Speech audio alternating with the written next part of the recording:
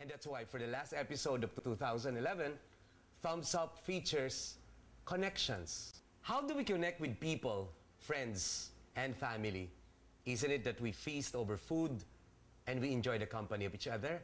How do we connect with each other in this highly mobile and very complicated modern world? We use information and communication technology. And how are we connected with the unseen, powerful forces of the universe, like the stars, the planets, the moon, and their alignment? We call that astrology. We will also feature the connection among the 5 elements of the universe and call it feng shui.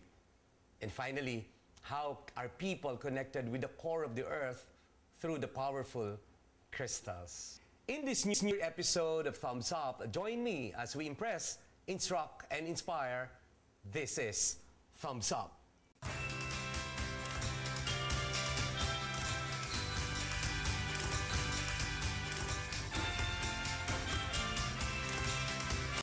I'm Carl Balita. And I'm Joy Belmonte. Join us today as we impress, Instruct, and inspire you with life-giving stories that truly deserve a thumbs up. Aside from the watch and the clock that we look several times a day to determine the time, there is another clock that we have to look into once in a while, and that is the astrological clock. And we have with us one of the leading astrologers of the Philippines, and I will say one of the most educated of them all, very young, but very dedicated to the study of astrology. Let's welcome Resty. Hi, Resty. Hi, Happy New Year, Gar. Happy New Year. Tell us about astrology first. Astrology is about the relationship between the planets and the stars and human life, no, with respect to destiny, kung anong business mo, kung anong career mo, kung sino pangasawa mo. What about 2012? What do we expect? What's ruling? Okay, so 2012 up to June, July, Venus will still be there, so we can still expect some developments maybe in the arts industry, no? In the beauty business. In the beauty business, no.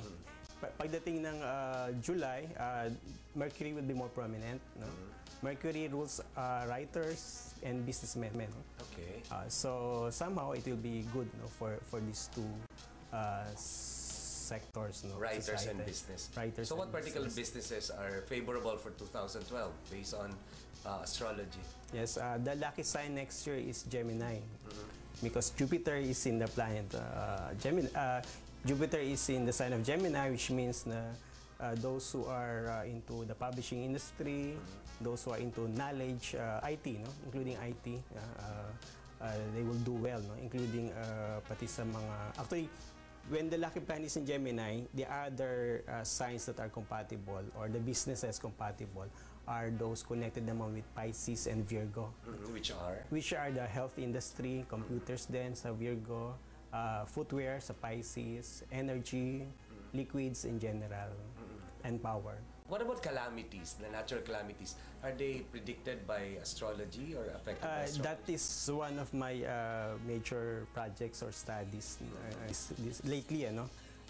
Last year, 11 of the major typhoons that came into the country, they arrived, no, at the dates very close to the ones that I wrote in the book. 2011. 11 of the typhoons, including the last one, Sendong. I wrote December 18.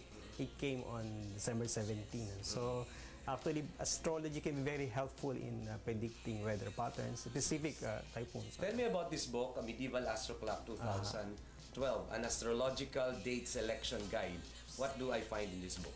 Aside from the forecast, such as the weather, no, and meron tayong forecast sa peso, sa economy, no?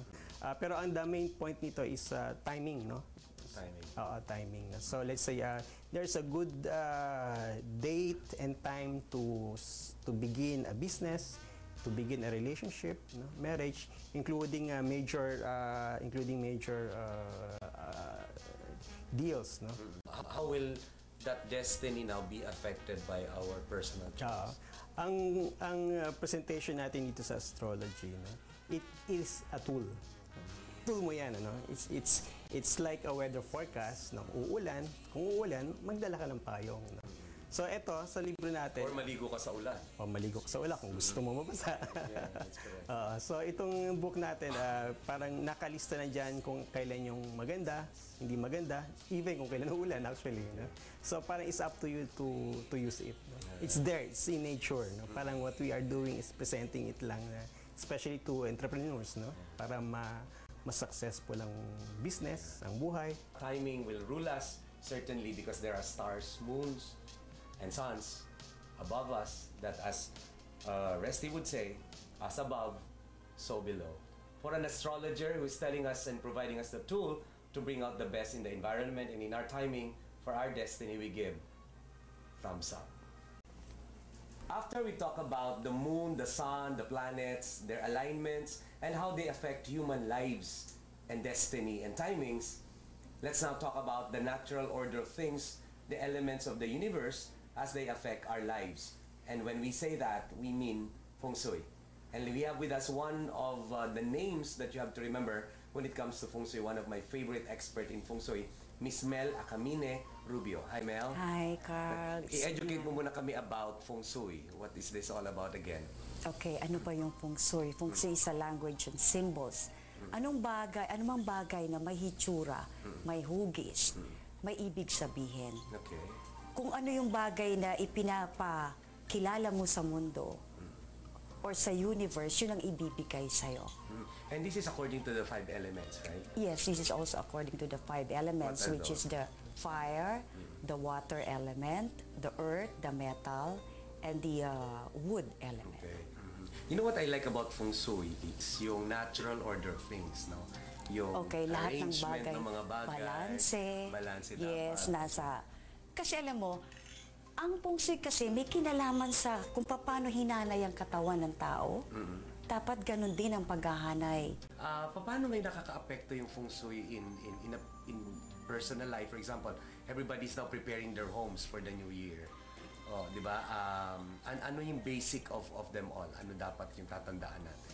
Well, ang pinaka-importante kasi pag let's say sa bahay, meron kang pinaplano na bibiling ka na property, ang importante dyan yung direction muna. And pangalawa, kailangan mong malaman kung ano yung history nung dating may-ari, yung owner, no? Correct. So, pangatlo yung shape ng lupa. Alright. So, kapag yan, okay ang mga direksyon, ibig sabihin, malinis yung lupa, walang problema, walang pinatay or namatay dun sa lugar na yon, mas makakabuti tatayuan mo ng negosyo na magiging maganda naman ang resulta.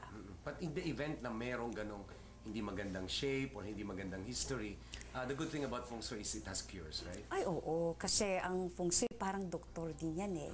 So, kapag may sakit, may gamot. Kung ang bahay, binabasa ang kanyang kapalaran, sa pangalan, nababasa din. Alright. Okay. So, ang bawat pangalan ng tao, merong kanya-kanyang karakter, may kanya-kanyang tunog, may kanya-kanyang vibration. And what about these charms? Are these charms? You gave me this. Ano naman to? Yeah, actually, this is memory food, Carl. Actually, ito kasi, ang gumawa nito, isang bulag na pare. It's a Japanese monk. Na ito'y aalagaan mo, wag mo siyang papahawak kahit kanino pagka tinanggal sa lalagyan. Ilalagay ito base sa oras, binigay sa'yo, yung lucky hour mo, and lucky date. Okay. And then, once na inilagay ito sa wallet mo, wag mo lang dadalhin sa mga negative places like cementerio, hospital, or wakes. And pag ito naman inilagay mo sa wallet mo, pansinin mo sa loob ng 90 days period, something good will happen. Basta tawakan mo lang ng dalawang palad mo, tikit mo sa dibdib mo, and then yumuko ka, and then make a wish. Basta nasa puso mo yung Sincere. paniniwala at sincere ka, yung wish mo will be granted to you. And these are stickers. Actually, this one is a sticker. Ginagamit to sa kotse, pwede sa Pintuan? sa pintuan ng bahay. For Feng Shui that prescribes the harmony of the 5 elements of the universe, but the Feng Shui that reminds us that there is even a more powerful power above us and who should govern us, we give thumbs up. One of the monks taught me in Nepal is that the combination of corales and the turquoise and lapis lazuli is for long life.